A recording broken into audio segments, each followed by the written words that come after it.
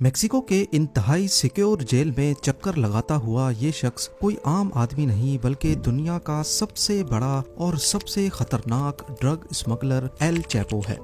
इसके सेल में खास सीसीटीवी कैमरास लगाए गए हैं जिनकी मदद से 24 घंटे इस पर नजर रखी जाती है। इसके सेल में ना कोई रोशनदान है और ना ही कोई खिड़की, सिर्फ कोने में एक शावर एरिया बना हुआ है।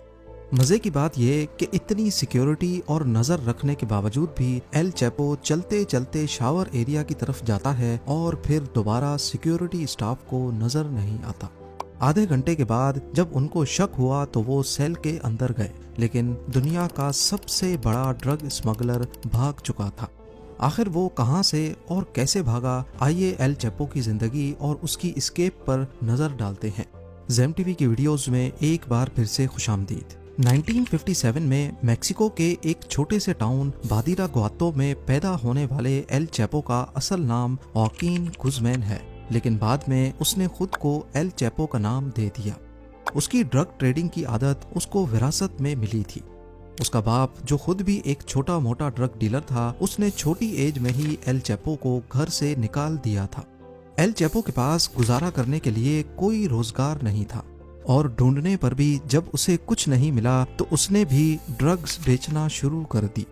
सिर्फ 15 साल की एज में ही उसने खुद ड्रग्स उगाना शुरू कर दी। वो अपने लिए कोई सुनसान एरिया चूज करता और वहां पर मैरिजुआना उगाने लगता। आहिस्ता आहिस्ता उसकी ड्रग ट्रेडिंग इतनी बढ़ने लगी कि मेक्सिको के बड़े ड्रग डीलर्स उसको अपने गैंग में लेना चाहते थे। 1970s की दहाई में उसने एल गुएरो पाल्मा नामी एक ड्रग ट्रेडिंग गैंग को ज्वाइन कर लिया। इस गैंग में वो ड्रग की स्मगलिंग की निगरानी किया करता था और वो अपने काम में इतना सख्त था कि जब भी कोई डिलीवरी लेट होती या जरा सी भी गलती होती तो वो डीलर को मार देता था। 1980s में उसने उस वक्त के सबसे मशहूर ड्रग डीलर एल पड्रिनो गयार्डो के गैंग को ज्वाइन कर लिया। ये गैंग मेक्सिको में ड्रग ट्रेडिंग का सबसे बड़ा गैंग था। एल चैपो को इस गैंग में भी लॉजिस्टिक्स और ड्रग शिपमेंट की जिम्मेदारी दी गई। उसका काम कोलंबिया से मेक्सिको आने वाली ड्रग्स पर नजर रखना था, लेकिन 1989 में गैंग का लीडर गयार्डो एजेंसीज के हाथों पकड़ा गया और गैंग टूट गया। मौके का फायदा उठाते हुए एल चैपो ने अपना खुद का गैंग बनाया जिसे उसने सिनालोआ कार्टेल का नाम दिया। अब अमेरिका में दो रास्तों से ड्रग्स पहुंचाई जाती थी। ज्यादातर ड्रग्स कैरेबियन की तरफ से आती थी और दूसरा रास्ता था मेक्सिकन बॉर्डर्स का। अमेरिकन एजेंसीज ने अपना सारा फोकस कैरेबियन की तरफ रखा हुआ था और बहुत से ड्रग डीलर्स और गैंग्स पकड़े जा चुके थे। एल चैपो ने इसका फायदा उठाया और डिफरेंट चैनल्स को इस्तेमाल करते हुए यूएसए में ड्रग्स पहुंचाने लगा। वो बहुत सारी ड्रग्स उगाता था जिसमें मेथाम्फेटामिन, हीरोइन, एक्सटेसी, कोकेन और मैरिजुआना उसको ज्यादा प्रॉफिट देती थी। इसीलिए वो इन्हीं ड्रग्स पर ज्यादा फोकस करता, लेकिन ड्रग्स को यूएसए में पहुंचाना इतना आसान नहीं था और इसके लिए वो बहुत ही चालाकी का मुजाहरा करते हुए ये काम करता था। वो शुरू में ऐसी ड्रग्स जिनकी ज्यादा स्मेल नहीं होती, जैसा कि कोकेन, उसको फायर एक्सटिंग्विशर्स, चिली पेपर के कैंस या फिर कार की रिम्स में छुपाकर स्मगल करता था, जिसको ड्रग सूंघने वाले कुत्ते भी डिटेक्ट नहीं कर पाते थे। लेकिन मसला ये था कि कोकेन के अलावा दूसरी ड्रग्स इस तरीके से स्मगल नहीं हो सकती थी। इसीलिए उसने एक ऐसा तरीका इख्तियार किया जो उसकी पहचान बन गया, और वो तरीका था टनल्स यानी सुरंगें। वो लाखों डॉलर्स इन्वेस्ट करके एक्सपर्ट्स हायर करता और जमीन के नीचे ऐसी टनल्स बनाता जिसमें इलेक्ट्रिसिटी और वेंटिलेशन का पूरा सिस्टम मौजूद था, और उन टनल्स के जरिए वो यूएसए में ड्रग्स स्मगल करने लगा। 1990 में फेडरल ब्यूरो ऑफ इन्वेस्टिगेशन के ऑफिसर्स तब हैरान रह गए जब उनको एल चैपो की पहली टनल मिली। वो टनल 300 फीट लंबी और उसमें बिजली का मुकम्मल बंदोबस्त मौजूद था। टनल एक घर के अंदर निकलती थी जो एल चैपो का सेफ हाउस हुआ करता था, और इमरजेंसी की सूरत में वो इस टनल के जरिए भाग भी सकता था। एल चैपो को इस धंधे के सारे रूल्स मालूम थे, इसीलिए लाख कोशिश करने के बावजूद भी वो पकड़ में नहीं आता था। नवंबर 2010 में ओटे मेसा में एक और टनल मिली जिसमें ऐसी ही फैसिलिटीज मौजूद थी, लेकिन इसके अलावा जमीन पर रेल सिस्टम भी नस्ब था जिससे कंस्ट्रक्शन के दौरान मलबा और बाद में ड्रग्स ट्रांसपोर्ट की जाती थी। 2012 में टिजुआना, 2013 में फिर से ओटे मेसा में और भी टनल्स मिली। उसकी कमाल महारत को देखते हुए एल चैपो और उसके गैंग को किंग ऑफ टनल्स कहा जाने लगा। वो अपनी टनल्स इस कदर गहरी बनाता था कि ग्राउंड पेनिट्रेटिंग रेडार मशीन भी इसको डिटेक्ट नहीं कर पाती थी, और टनल्स की एंट्रेंस को वो चालाकी से छुपाया करता था, जैसा कि बाथरूम टब या फिर टॉयलेट के नीचे। टनल्स बनाने से पहले वो जगह को बहुत ध्यान से चूज करता था।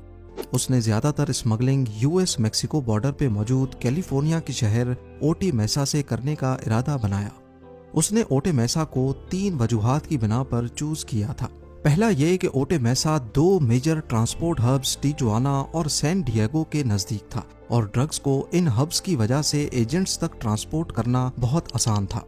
दूसरा, ये एक इंडस्ट्रियल एरिया था जहां पर बहुत सी फैक्ट्रीज थीं, और फैक्ट्रीज की भारी मशीन्स और ट्रैफिक का शोर ज्यादा था, इसीलिए यहाँ टनल्स खोदना आसान था, क्योंकि खुदाई का शोर फैक्ट्रीज के शोर में छुप जाता था।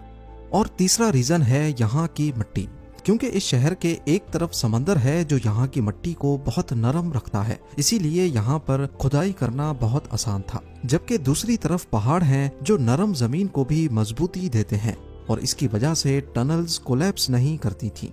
यानी हर लिहाज से ये शहर एल चैपो की टनल्स के लिए बहुत आइडियल था। 9 जून 1993 को मैक्सिकन अथॉरिटीज ने फाइनली एल चैपो को पकड़ लिया और उसे 20 साल कैद की सजा सुनाकर जेल में डाल दिया गया। लेकिन ये जेल भी उसके लिए उसका ऑफिस बना रहा। वो जेल स्टाफ को रिश्वत देकर अपने लिए हर एक सहूलत हासिल कर लेता था, और अपनी बिजनेस मीटिंग्स भी अरेंज करवा लेता था ताकि उसका काम चलता रहे। 2001 में सुप्रीम कोर्ट ऑफ मेक्सिको ने एक फैसला किया, जिसके बाद यूनाइटेड स्टेट्स और मेक्सिको के दरमियान कैदियों के तबादले का प्रोसेस इजी हो गया। एल चैपो जानता था कि यूएसए में ड्रग स्मगलिंग की वजह से यूएसए की हुकूमत हर सूरत उसको अपने पास मंगाकर कैद करेगी, और फिर वहां से निकलना आसान नहीं होगा। इसीलिए एल चैपो ने पहली बार मेक्सिको की जेल से भागने का मंसूबा बनाया। उसने जेल गार्ड्स को $25 लाख की रिश्वत दी और लॉन्ड्री बास्केट में बैठकर जेल से भाग निकला। अगले 13 सालों तक उसने फिर से अपनी टनल्स, ड्रग ट्रेड और दूसरे क्राइम्स की वजह से बगैर पकड़े यूएसए और मेक्सिको की सरकार की नाक में दम किए रखा।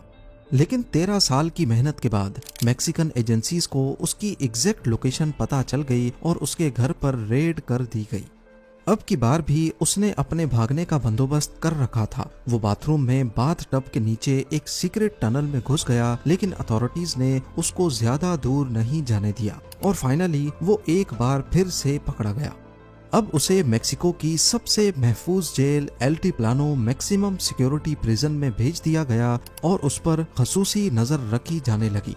लेकिन सिर्फ 1 साल के बाद 11 जुलाई 2015 को जब वो अपने सेल में टहल रहा था, तो रात को 8:50 पे उसको आखिरी बार शावर एरिया के पास देखा गया। उसके सेल में सिर्फ शावर एरिया ही था जो कैमरा की आंख से छुपा हुआ था। करीब आधे घंटे के बाद जब वो कैमरा पे नहीं देखा गया, तो सेल का मुआयना करने के लिए लॉकअप खोला गया। जब तक गार्ड्स अंदर गए तब तक एल चैपो जा चुका था। उसने बड़ी चालाकी से शावर एरिया के गटर को बड़ा करके एक टनल खोदी जो नीचे एक बड़ी टनल के साथ कनेक्टेड थी। ये टनल 1.5 किलोमीटर दूर एक करीबी कंस्ट्रक्शन साइट तक खुलती थी। जमीन से 33 फुट नीचे और 5 फुट 7 इंच चौड़ी ये टनल इतनी बड़ी थी कि इसमें से आसानी से इंसान गुजर सकता था। लेकिन इस बार उसकी आज़ादी ज्यादा लंबी नहीं थी। 8 जनवरी 2016 को लॉस मोचिस में मैक्सिकन मरीन्स ने उसके सेफ हाउस पर फिर से हमला किया और शदीद मुज़ाहमत के बाद वो एक बार फिर से पकड़ा गया। इस बार अमेरिकन सरकार ज्यादा रिस्क नहीं लेना चाहती थी, इसीलिए 2017 में एल चैपो को मैक्सिकन सरकार ने यूएसए के हवाले कर दिया, जहां वो सुपर मैक्स प्रिजन कोलोराडो में अपनी उम्र कैद की सजा काट रहा है। लेकिन हकीकत ये है कि जितनी भी सिक्योरिटी हो, अमेरिकन सरकार को ये डर ही रहता है कि कहीं एल चैपो दोबारा से ना भाग जाए। उम्मीद है जेम टीवी की ये वीडियो भी आप लोग भरपूर लाइक और शेयर करेंगे। आप लोगों के प्यार भरे कमेंट्स का बेहद शुक्रिया। मिलते हैं अगली शानदार वीडियो में।